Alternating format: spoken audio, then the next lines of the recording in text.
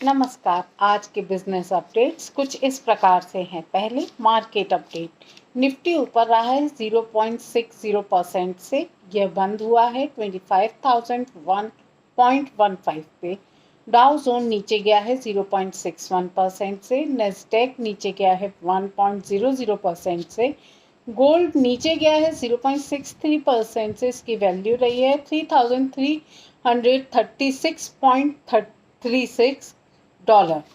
Crude नीचे गया है 0.29% से, इसकी वैल्यू रही है 61.35 डॉलर्स। अब हम चलते हैं अपनी कंपनी अपडेट सेशन की साइड। तो पहले शारदा मोटर इंडस्ट्रीज के Q4 अपडेट्स कुछ इस प्रकार से हैं।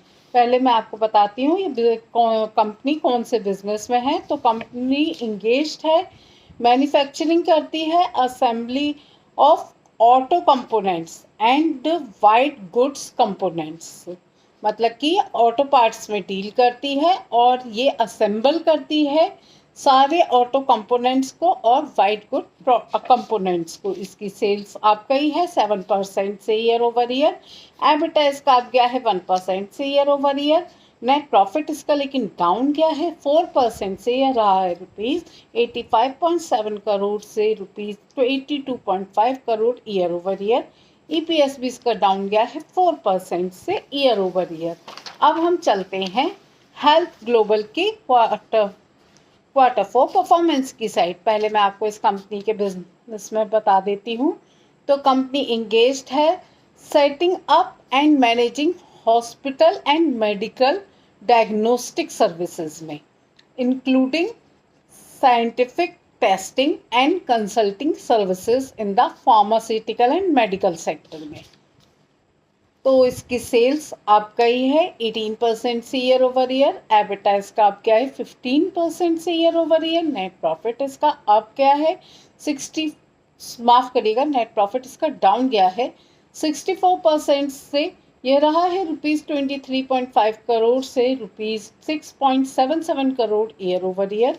ईपीएस भी इसका डाउन गया है 65% से ईयर ओवर ईयर। अब हम चलते हैं रेनबो चाइल्ड Q4 अपडेट्स की साइड। पहले मैं बताती हूँ आपको इस कंपनी के बारे में। तो कंपनी ऑपरेट करती है multi speciality paediatric obstetrics and gynaecology hospital chain है इनकी इंडिया में। और ये कंपनी ऑफर करती है वाइड रेंज ऑफ सर्विसेज, जैसे कि newborn and paediatric intensive care, paediatric multi speciality service, मतलब कि बेसिकली ये न्यूबॉर्न बेबीज़ और जो प्रेगनेंसी में जो केयरिंग और जो भी कंसल्टेंसी की ज़रूरत होती है, बेसिकली ये कंपनी उस चीज़ को प्रोवाइड करती है। इसकी सेल्स आप गई है 8% से ईयर ओवर ईयर। एडवर्टाइज का आप गया है 9% से year over year. Net profit इसका अब क्या है 11% से, यह रहा है ₹51.1 करोड़ से 56.6 crore year over year. EPS भी इसका अब गया है 11% से ईयर ओवर ईयर। अब हम चलते हैं एनटीपीसी के Q4 परफॉर्मेंस की साइड। तो पहले मैं आपको इस कंपनी के बारे में कुछ बताती हूँ। इसका पूरा नाम है नेशनल थर्मल पावर कॉरपोरेशन। अब देखते हैं ये कंपनी किस बिजनेस में है। तो कंपनी प्राइमरली इंगेज्ड है generation and sale of bulk power to state power utilities और अदर बिजनेस इस ग्रुप के हैं, including providing consultancy, project management and supervision, energy trading, oil and gas exploration and coal mining. पर इनका basic जो main business है वो bulk power supply का है। इसकी सेल्स अप गई है 5% से ईयर ओवर ईयर। एडवर्टाइज का अप गया है 5% से year over year. Net profit इसका अप गया है 23% से, ये रहा है ₹6,490 करोड़ से 7,897 crore year over year. EPS भी इसका अप गया है 23% से ईयर ओवर ईयर। अब हम चलते हैं स्टारनिक्स परफॉर्मेंस के Q4 अपडेट की साइड। तो पहले हम देखते हैं ये कंपनी किस बिजनेस में है। तो कंपनी मैन्युफैक्चर करती है, ट्रेड करती है, सेल करती है इंजीनियरिंग थर्मोप्लास्टिक्स में। इसकी सेल्स अप गई है 17% से ईयर ओवर ईयर। एबिटा इसका अप गया है 14% से year over year. Net profit भी इसका अप गया है 8% से, ये रहा है ₹49.4 करोड़ से ₹53.2 crore year over year. EPS भी इसका अप गया है 8% से ईयर ओवर ईयर। अब हम चलते हैं जेके सीमेंट्स की क्वार्टर 4 परफॉर्मेंस की साइड। तो पहले मैं आपको इस कंपनी के बारे में कुछ बताती हूँ। तो ये it is an efficient and of the multidisciplinary industrial conglomerate GK organisation, माफ करिएगा, जीके। अब हम देखते हैं ये किस बिजनेस में है। तो कंपनी इंगेज है मैन्युफैक्चरिंग में, सेलिंग में सीमेंट से रिलेटेड प्रोडक्ट्स बनाती है और ये 4 डिकेड से एक्सपीरियंस है सीमेंट मैन्युफैक्चरिंग में। इसकी सेल्स अप गई है 15% से ईयर ओवर ईयर। एबिटा इसका अप गया है 37% से ईयर ओवर ईयर।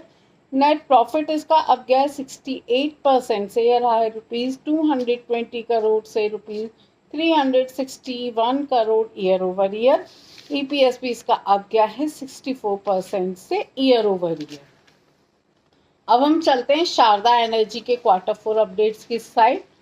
तो पहले मैं आपको इस कंपनी के बारे में कुछ बताती हूँ। ये बनी थी 1973 में। ये फ्लैगशिप में के शारदा ग्रुप के अंडर में है। ये कंपनी इंगेज्ड है, प्रोडक्शन करती है स्टील, फेरो एलॉय और पावर का। तो इसकी सेल्स अप गई है 39% से ईयर ओवर ईयर। एबिटा इसका अप गया है 78% से year over year. Net profit इसका अप गया है 13% से, यह रहा है ₹88 करोड़ से ₹100 करोड़ ईयर ओवर ईयर।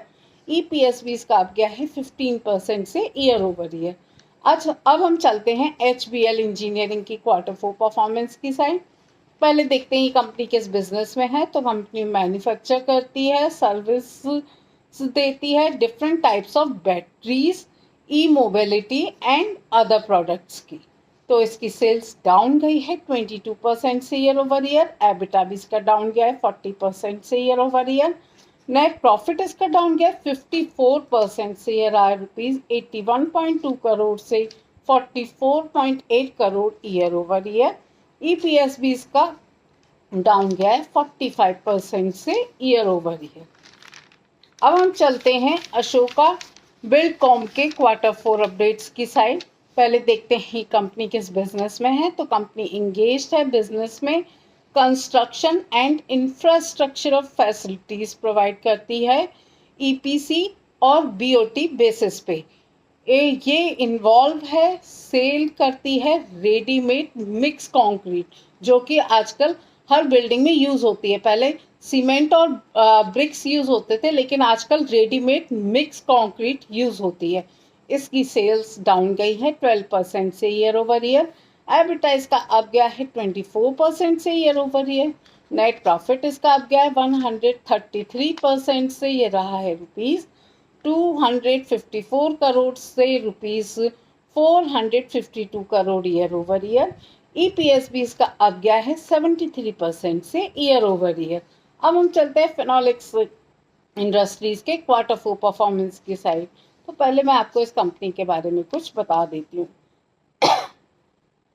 ये कंपनी ऑफर करती है लार्ज रेंज सुपीरियर क्वालिटी के ड्यूरेबल पीवीसी और यू पाइप्स की, और फिटिंग करी जाती है इनकी एग्रीकल्चर, कंस्ट्रक्शन और इंडस्ट्रियल ऑपरेशंस में। माफ करिएगा। इसके प्रोडक्ट पोर्टफोलियो 2 मेजर डिवीजन में है, पीवीसी रेजिन और पीवीसी पाइप्स एंड फिटिंग्स में। अब देखते हैं कि ये कंपनी किस बिजनेस में है। तो कंपनी लीडिंग मैन्युफैक्चरर है पीवीसी रेजिन और लार्जेस्ट प्रोड्यूसर है पीवीसी पाइप्स एंड फिटिंग की इंडिया में। इसकी सेल्स डाउन गई है 5% से ईयर ओवर ईयर। एबिटा इसका डाउन गया है 18% से year over year. Net profit इसका डाउन गया है 7% से, ये रहा है 161 करोड़ से rupees 152 crore year over year. EPS भी इसका डाउन गया है 7% से ईयर ओवर ईयर। दोस्तों ये तो थे कुछ कंपनी अपडेट्स। अब हम चलते हैं अपने इंटरनेशनल अपडेट्स की साइड।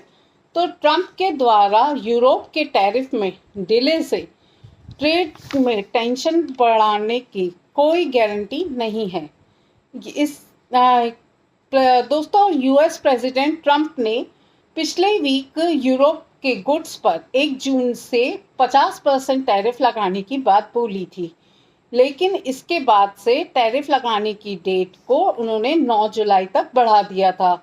इससे बाजार में जो टेंशन आया वो तो आया, लेकिन यूरोपियन शेयर मार्केट को बहुत फायदा हुआ। वह मंडे को जो खुला था मार्केट वो हाईएस्ट उस पे खुला था, लेकिन जब ये न्यूज़ आई थी तब शुक्रवार को यूरोपियन मार्केट डाउन पे बंद हुआ था। तो दोस्तों ये तो थे कुछ इंटरनेशनल अपडेट्स। ऐसे ही और वीडियोस को देखने के लिए कृपया मेरे चैनल को लाइक, शेयर और सब्सक्राइब करें। Thank you.